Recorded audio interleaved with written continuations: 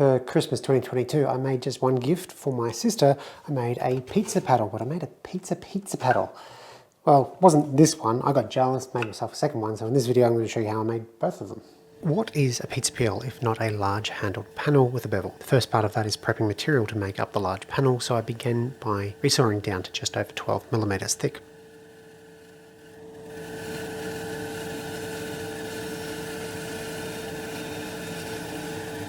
Wood for this project comes from an old project of mine. Does that technically make it reclaimed? Either way, the finish is removed during the dressing process.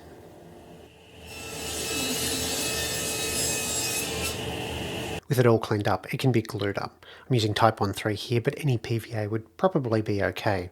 Except it's going to my sister as a gift, and I'm a little worried she might scrub it a little bit too hard in soapy water and have it delaminate if it's not waterproof.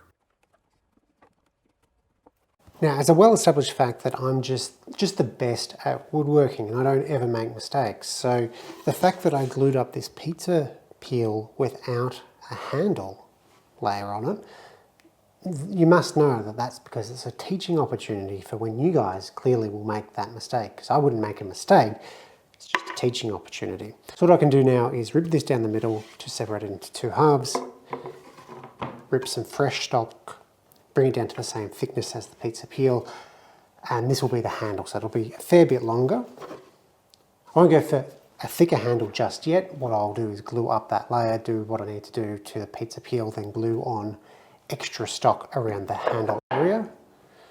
So that'll be in this section here rather than all the way through, because otherwise you're going to have a ridgy pizza, which I don't think is a thing.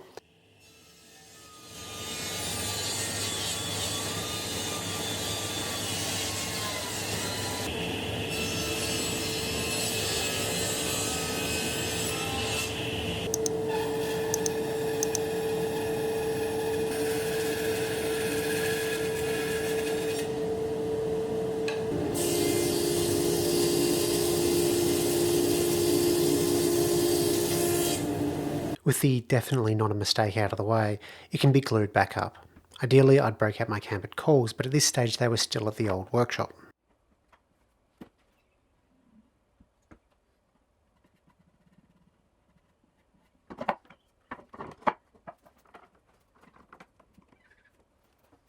Clean up for a panel this wide can be a bit of a struggle. An open frame drum sander like this is a great alternative to hard yakka. Right up until you discover it's out of alignment and it was sanding a big groove into it. There are no hard and fast rules on the shape of the pizza peel, but for round pizza, a vaguely round shape peel probably makes the most amount of sense. Using a scrap piece of wood screwed into the handle, I could trace an arc. Don't overthink this, just do whatever looks pleasing. On the second pizza peel, I had time to go back to the old workshop and pick up my drawing bow. This is an even better way to trace repeatable curves. The turnbuckle pulls the string, which bends the thin piece of wood, then it's easy to trace and is much more repeatable. If I was making more than 2 pizza peels, I would probably make up a proper template, however.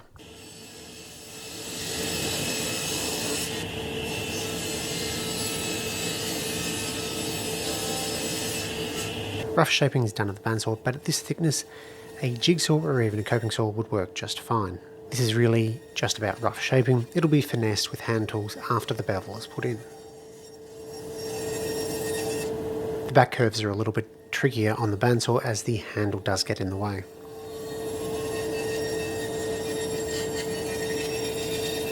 So far I've been working on a lowly pizza peel, but to transform it into a pizza peel, I'm going to need some salami inlay. The template for this inlay is real simple, just a big old hole in a piece of plywood. I'm using my largest Forstner bit here, 54mm.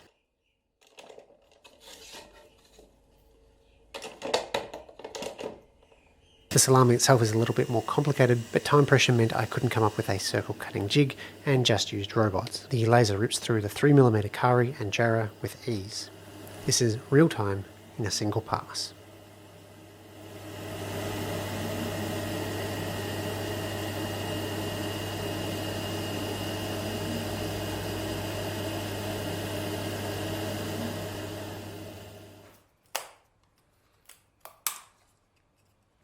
To marry the laser cut salami pizzas to the pizza peel, I'll be using the template in conjunction with a guide bushing. If you've not seen those before, the guide bushing acts like an offset bearing on a router bit. The bushing follows the template, and the bit is a fixed distance away from the outside of the bushing. The router is set to about 2/3 the thickness of a salami slice. Loosely positioned pencil marks locate future salami orientation, and the template board is clamped over those marks. The router is plunged down and the material is removed. Pretty simple. A spiral downcut bit would leave a much cleaner finish than this upcut bit, but clearing the scraggly bits isn't too much work. And the only downcut bit I have is much smaller, so it would cost significantly more time in actual routing. Once cleaned up, the salami pieces just pop in. Then off camera, I panic to try and get the pieces back out so I can glue them in. This process is just rinsed and repeated as many times as you want salami on your pizza, though I'd recommend not doing a test fit on every single pocket unless you really want to introduce a lot more stress than is needed.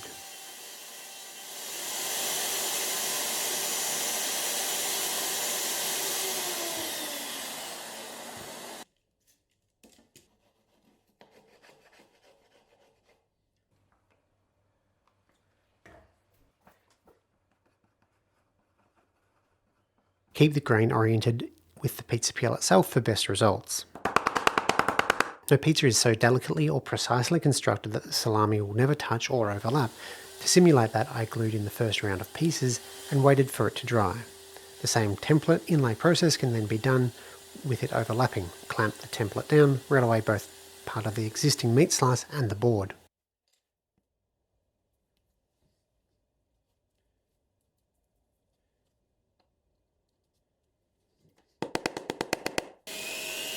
For my pizza peel, I wanted to add some more detail to the salami. To do so, I'm using a plug cutter to create little dots, both in 3/8 of an inch and 5mm. These are separated from the board at the bandsaw.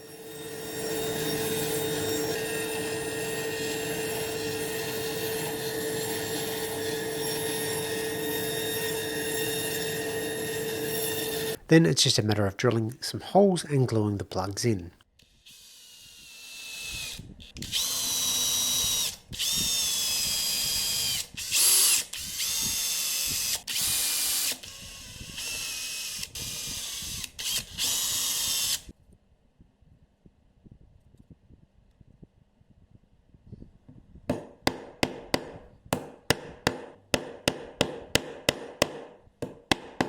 Once the glue is dried, they're flushed up with the plane.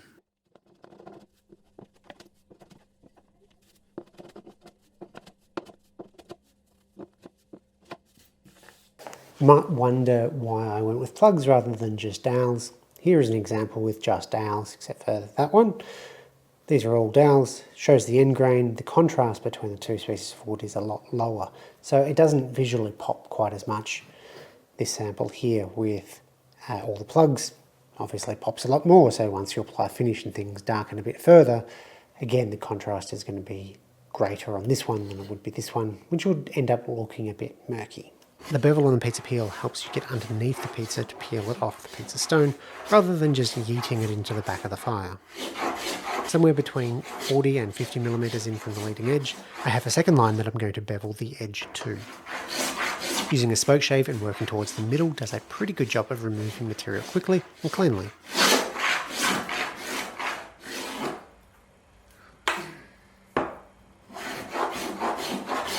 Though I could sand the salami flush, it's much quicker to use a plane to remove the majority of the material before scraping and sanding.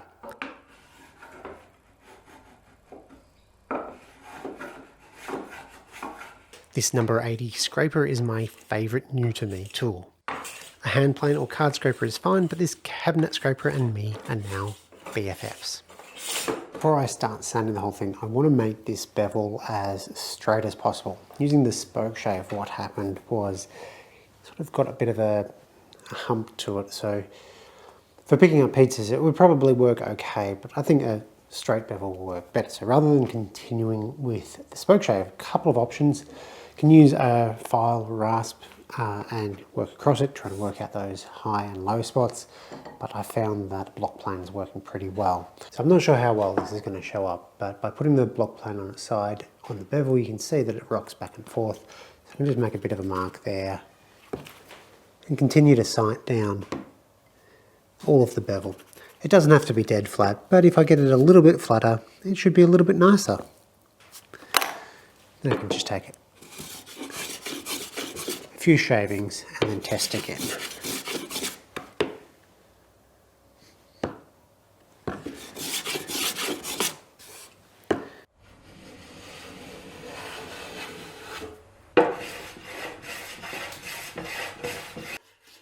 Pencil marks over the board tell me what parts I have or haven't sanded.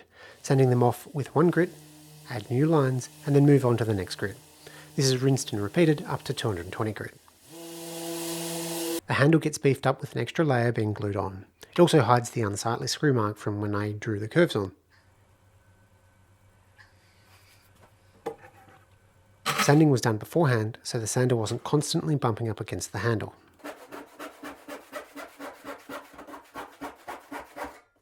The transition of the handle is somewhat abrupt. I probably should have shaped this before glue up, but what's done is done. This didn't take too long carving away with a chisel, though it did take me a while to remember to put some cork down so I didn't cut into the pizza peel itself.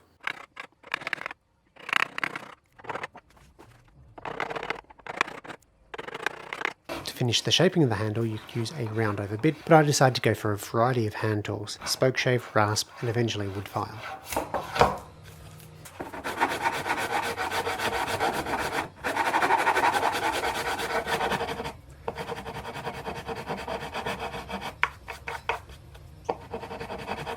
For a finish, I'm going with tung oil, specifically this orange tung oil. It's food safe, it will make it water resistant, and the smell is amazing. It took a lot of self-control not to drink this. It's not safe for consumption, but that citrus aroma is amazing. Despite its popularity, mineral oil won't really provide much of an actual finish and doesn't smell nearly as nice. Tung oil is a bit more work, but the results are well worth it. Look at that salami pop. What a weird sentence.